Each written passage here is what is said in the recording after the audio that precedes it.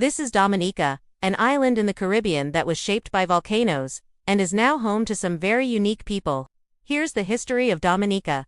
Hi everyone, welcome to my channel. If you enjoy learning about history, please subscribe for more historical tales. In pre-Columbian times, the island that we today call Dominica was inhabited by the Aqua people who are believed to have come from West Africa. Little is known about their society, but it's believed that they lived in small villages and were skilled farmers, fishermen, and traders.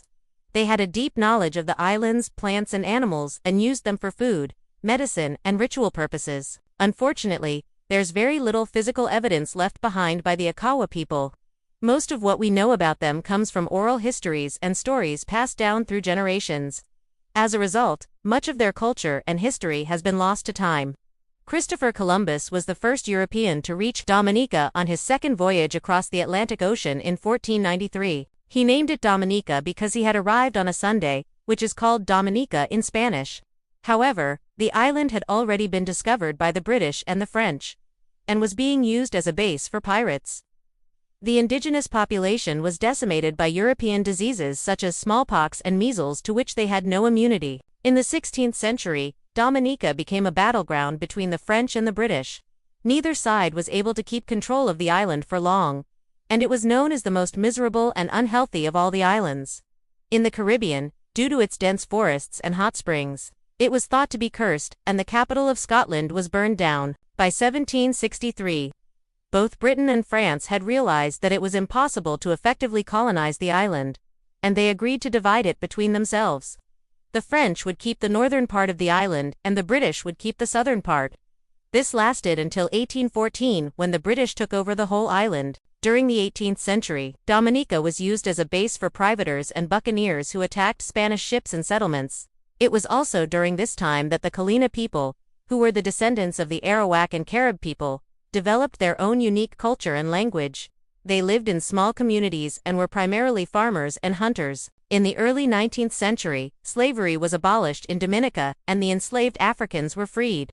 However, they continued to face discrimination and were not granted the same rights as white Dominicans.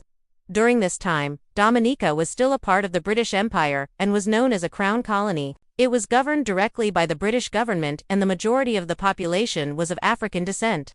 In the late 19th century, Dominica began to develop its own distinct Creole culture, which was a blend of African, French, and English influences. This was a time of great change and upheaval for Dominica. The island was still a part of the British Empire, but it was becoming increasingly clear that the days of colonialism were numbered. The people of Dominica began to demand more rights and representation in the government. In 1929, a political party called the Dominica Labour Party was founded with the goal of achieving self-government for Dominica.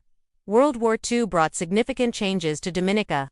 The island was heavily involved in the war effort, and many Dominicans served in the armed forces. After the war, the demand for independence grew even louder. On November 3, 1978, Dominica became an independent nation within the Commonwealth of Nations.